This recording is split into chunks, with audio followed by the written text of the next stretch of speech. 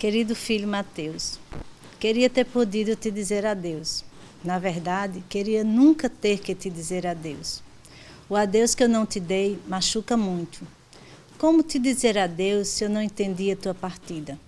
Como te dizer adeus se eu não queria que partistes? Como te dizer adeus se viver sem você dói tanto? Como te dizer adeus se não podias me escutar?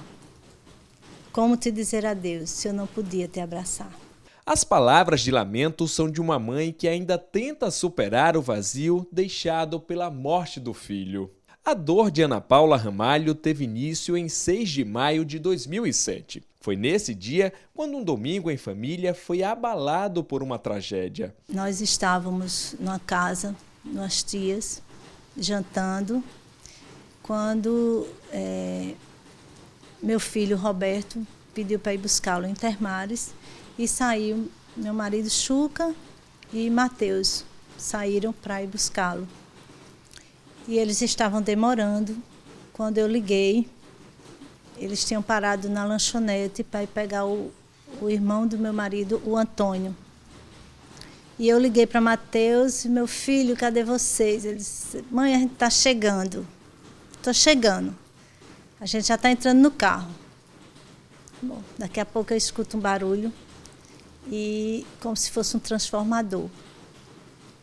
5 minutos depois, o telefone toca, dizendo que tinha havido um acidente, que era para eu ir para as pessoas. E eu corri para lá. E quando eu cheguei, já encontrei os corpos do meu marido, do meu cunhado Antônio, meu filho Neto preso nas ferragens, e só não via Mateus. E quando eu cheguei perto de Neto para abraçar Neto, me puxaram, mas foi quando eu vi a perna de Mateus em cima de Neto e ele estava preso nas ferragens. Meu filho ficou todo aberto, todos os 3 morreram na hora.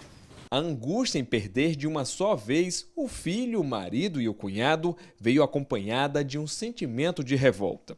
Tudo porque o acidente não aconteceu por acaso. Ele foi provocado pelo motorista João Paulo Guedes Meira. Ele vinha na Epitácio em alta velocidade, ultrapassando o sinal vermelho. Quando chegou, e as pessoas do carro pedindo para ele diminuir, e ele não diminuía. Tinha bebido, tinha passado o dia bebendo com os amigos, e no final do dia, que já era 10 horas da noite, ele vinha fazendo essa roleta russa com o carro.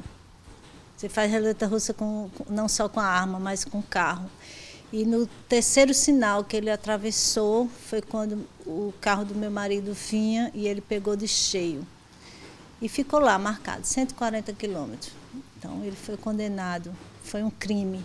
Ele utilizou, a arma dele foi o carro. O acusado de provocar o acidente foi julgado e condenado pelas mortes, mas não passou muito tempo atrás das grades. Ele foi condenado a 32 anos de prisão, com 15 anos e 6 meses de reclusão.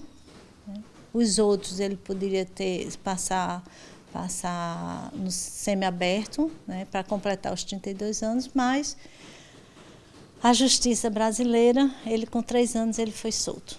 Ele está solto hoje, está vivendo a vida dele, não sei como, se ele consegue dormir com 3 mortes, né, carregando o peso de ter acabado com a vida de 3 pessoas, mas ele está solto. 9 anos após a trágica noite do domingo, Ana Paula ainda convive diariamente com a dor deixada, principalmente pela morte precoce do filho.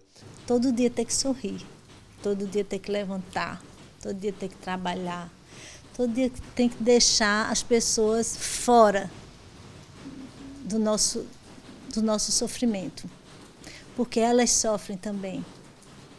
Nossos amigos, nossos filhos, nossos parentes sofrem se a gente sofrer, choram se a gente chorar. O drama de enterrar o próprio filho é o que dona Ana Gláucia também viveu há 6 anos. Tudo teve início na madrugada do dia 10 de março de 2010. Everton tinha saído, como ele sempre fazia, para ir se encontrar com os amigos. E nesse dia eu estive conversando com ele até às 4h30 da manhã, porque eu estava com uma pessoa no hospital e precisava que ele viesse para eu dormir sossegado. Então, quando foi 5 horas que eu liguei chamando ele, eu acredito que já tinha morrido, porque eu recebi já um colega que estava com o celular dele e me comunicando que eu fosse ao hospital da Unimed, que Everton tinha sofrido um acidente. Lá eu soube que ele tinha sido atingido por 2 balas, uma na perna, que ele caiu, e o assassino deu mais uma de sangue frio que no coração, que traspassou coração e pulmão. Ele ainda ficou vivo, os amigos pegaram o cara, tomaram a arma, mas ele se evadiu porque eles foram socorrê-lo, que ele saiu vivo. Ele ainda saiu vivo da Vasta da Gama até o Liceu. Foi lá no frente ao Liceu, ele deu o último suspiro. A revolta em ter o filho assassinado foi ainda maior diante das motivações do crime. Ele foi praticado por Wagner Soares Nóbrega. Ele é um agiota. Então, ele emprestou um dinheiro, trocou um cheque com uma pessoa da família, que Everton tinha emprestado, e como o cara não pôde mais pagar, ele foi cobrando de Everton, quando soube que ele estava na gerência do banco, procurou o gerente geral a fim de quê? De prejudicá-lo, porque era um cheque apenas de R$500.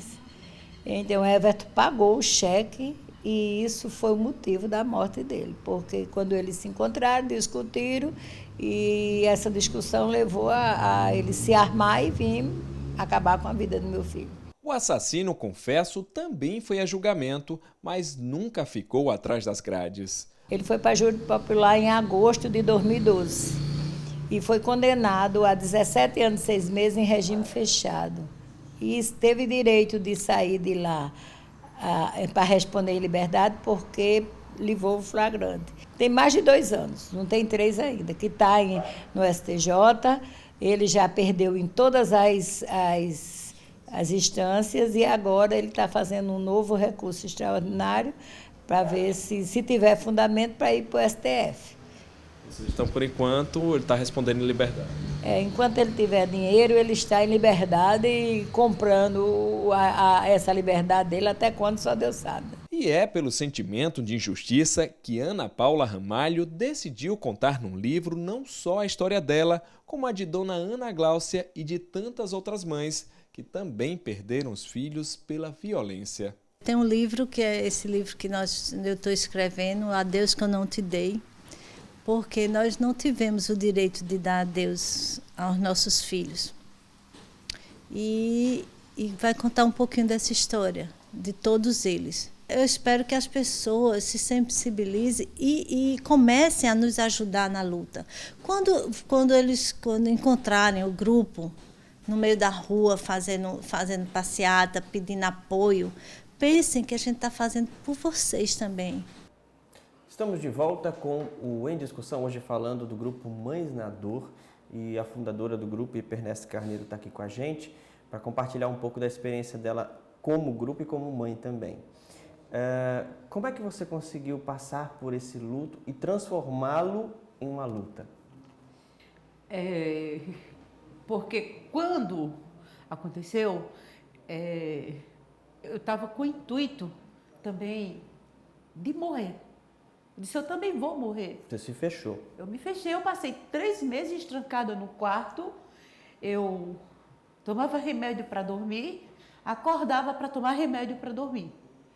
Então, eu perdi 26 quilos, entendeu? Eu passei a tomar esse remédio controlado por minha conta, mesmo tendo sido prescrito pelo psiquiatra, mas eu passei a tomar da minha forma, não da forma que o médico passou.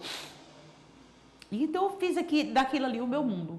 Eu me fechei ali naquele casulo e dali eu disse, é aqui mesmo que eu vou até o final e eu vou conseguir encontrar minha filha dessa forma, o mais rápido possível.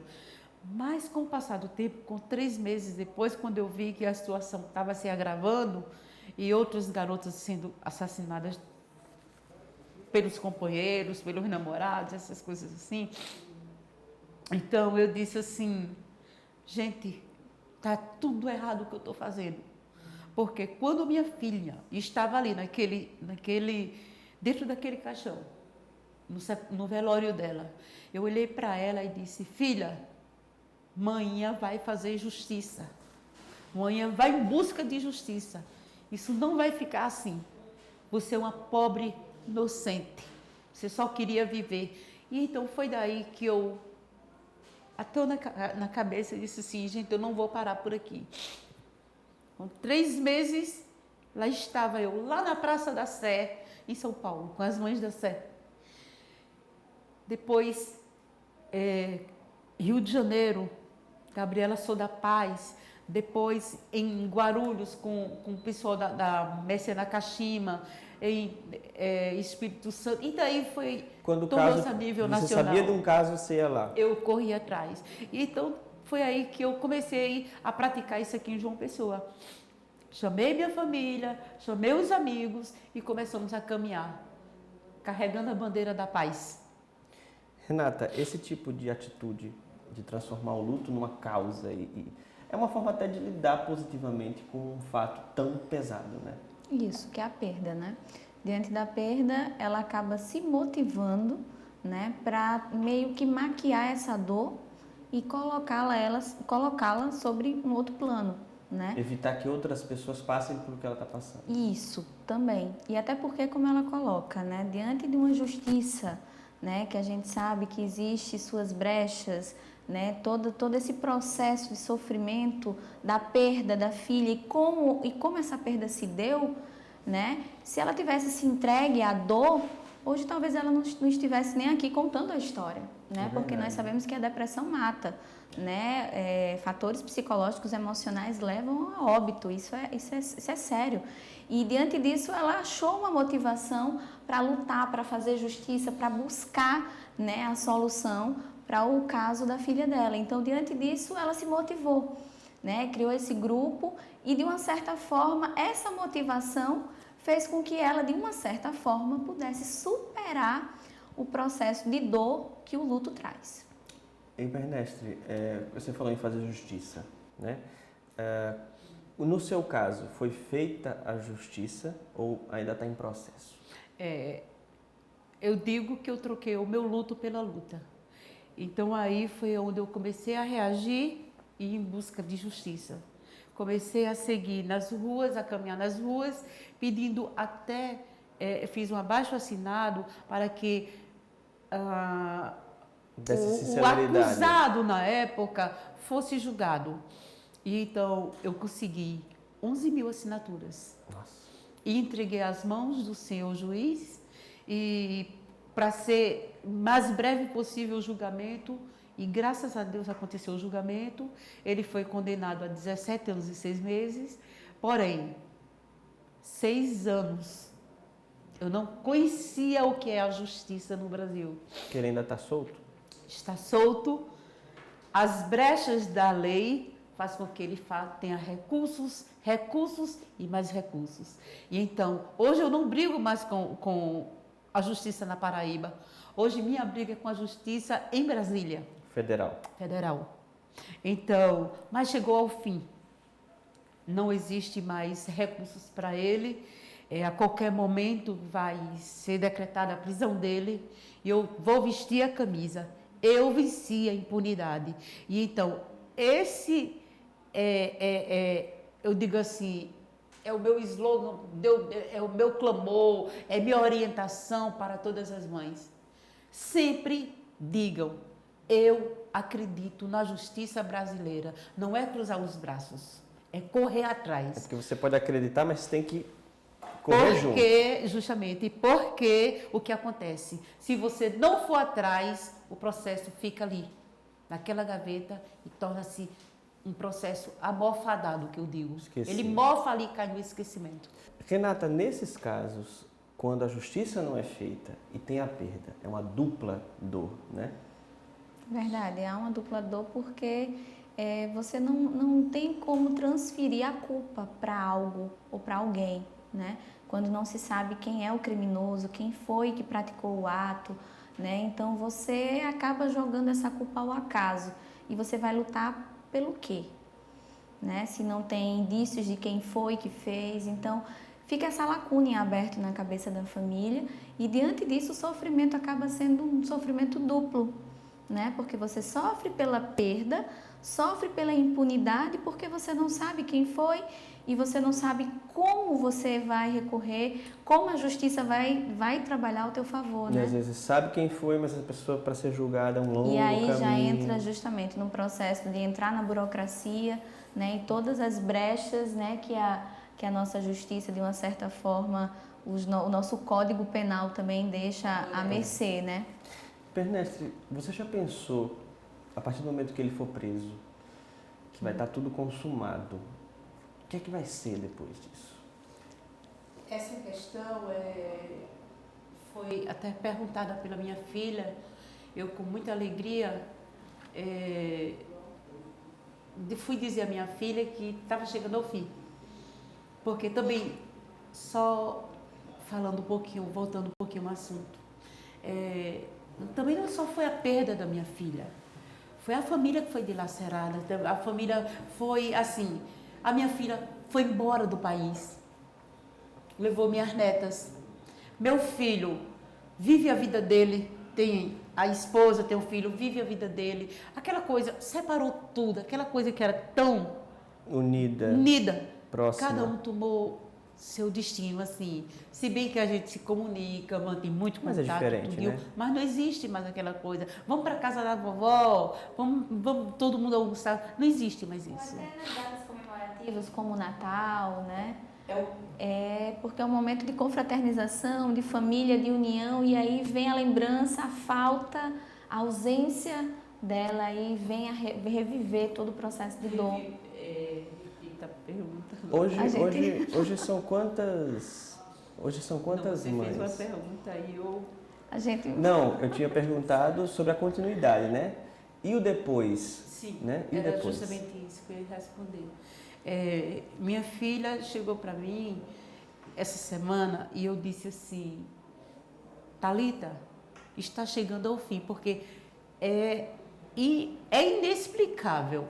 Todos os dias, quando eu acordo, eu vou diretamente ao computador e vou olhar lá no site do Superior Tribunal. Então, e vejo como está o andamento. Aí eu disse, minha filha, está acontecendo, já está chegando ao fim. E meu filho faz, mãe, nós vencemos, mãe, você é uma guerreira. Aí foi quando Thalita me fez essa pergunta. Mãe, você já está preparada para o final dessa história? Eu disse, claro, a justiça vai ser feita. Ela disse, não é isso que eu estou perguntando. Quando este marginal, quando este bandido for pagar pelo que fez com a minha irmã, atrás das grades, for realmente para onde ele merece estar, que merecia estar há muito tempo, o que vai ser de você? Porque não é um roubo, por exemplo, que você vai ter o bem de volta. Pois é, né? ela disse, ele não roubou nada de você. Mãe, ele tirou o que era nosso. E o que ele tirou não tem volta, não vai voltar. Eu disse, sei, Thalita, mas aí vai ser cumprido, ele vai pagar pelo que fez. Mas 17 anos e 6 meses, que não vai ser tudo isso, vai acabar, mãe, vai passar. E depois que ele for preso, o que é que você vai fazer? Isso é uma coisa que você ainda está pensando. Eu vou ter que trabalhar isso aí, eu tenho que trabalhar porque ele não me roubou uma joia que vai me devolver. Ele sendo preso hoje, ele vai pagar pelo que fez, mas vai ficar aquele vazio.